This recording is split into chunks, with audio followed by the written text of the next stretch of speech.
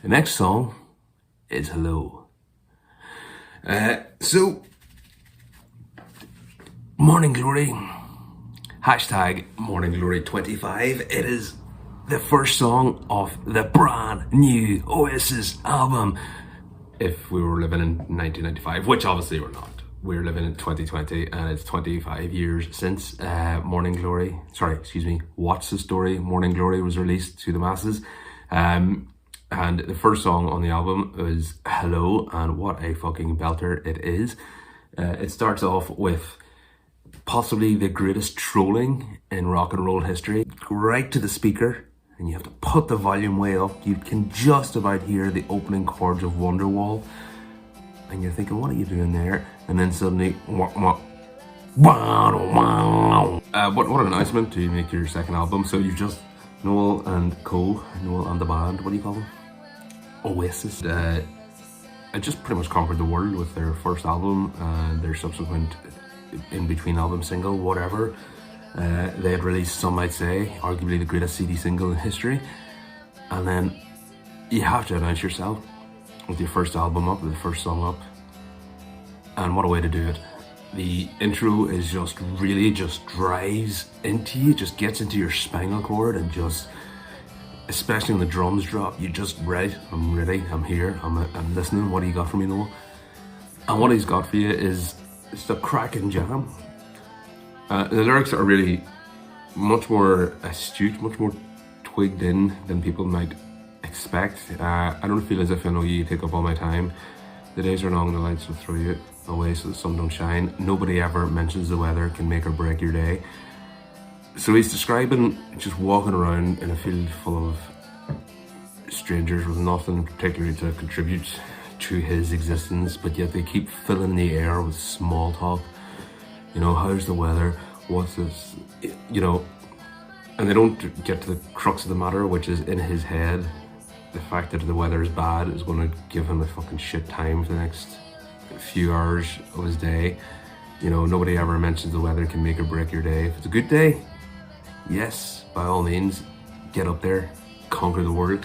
If it's a bad day, you're stuck in your flat, you're stuck in your house. You don't want to go out anywhere because you're going to get soaked. Nobody's going to be around. You're just going to have to wait around in wet trousers and everything.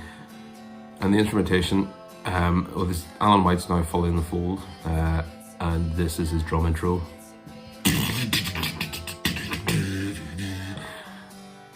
It's good, lovely wee drum roll, lovely wee way to introduce yourself.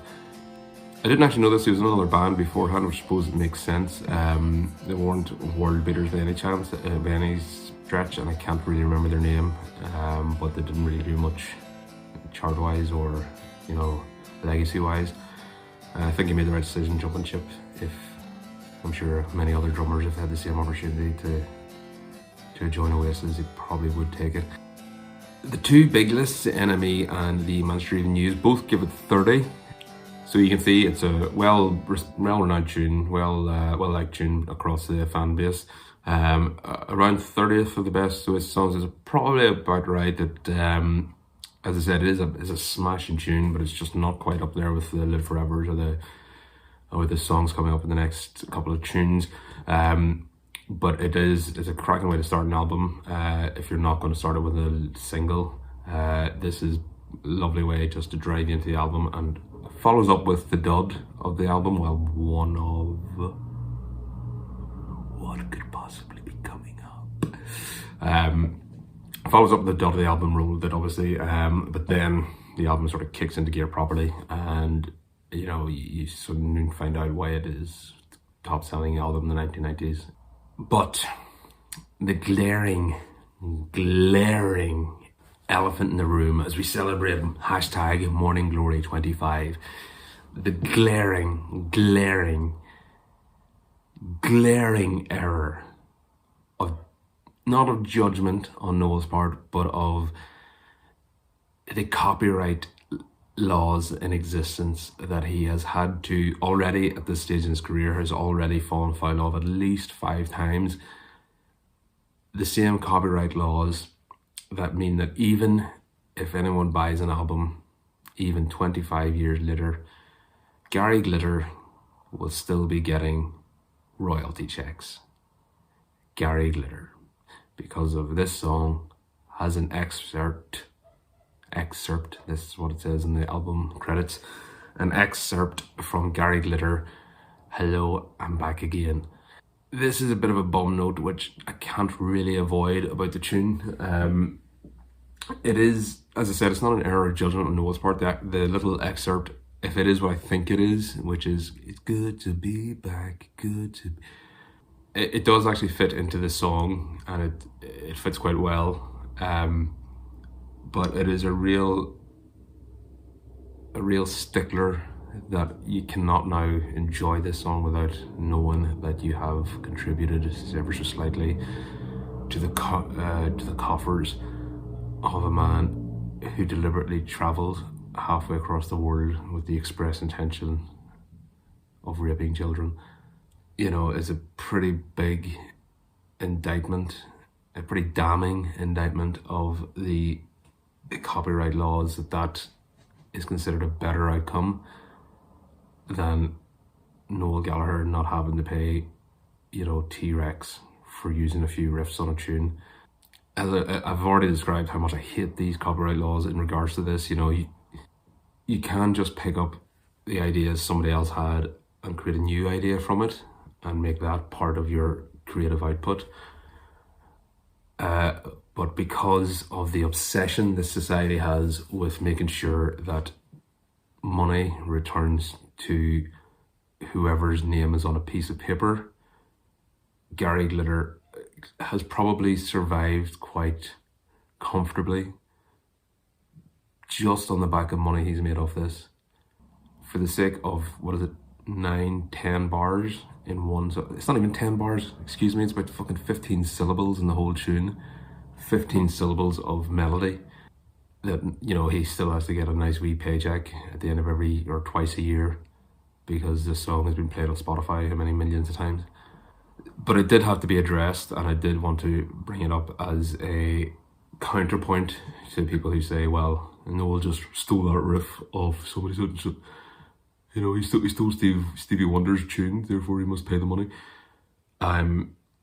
Yeah, so this is my major counterpoint. So if you go back to my other videos and you see how aggressively anti-copyright I am in regards to, you know, using a slightest little sample of somebody else's output to enhance your own output.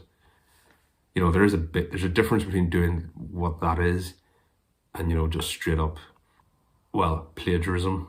And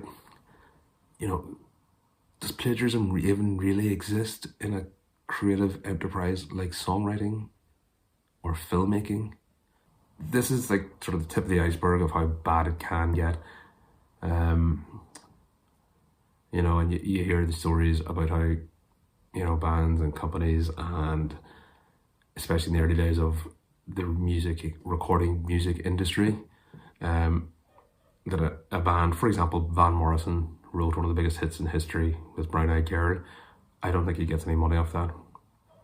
So they're obsessed to make sure Gary Glitter gets his money, but not to make sure Van Morrison gets his. And the priorities are all wrong. And fuck this society, basically. It's good to be back. So yeah, we're into season 2 now. We're embarking on the season 2 proper. I sort of described the B-sides section as the season 2, but we're now into the proper season 2 of Watch the Scoring Morning Glory. We're nearly halfway through the list already. So it has been very front-loaded as far as Noel's output's concerned in the Oasis canon. Like and subscribe with the bell. A bell will ring every time I release a new video.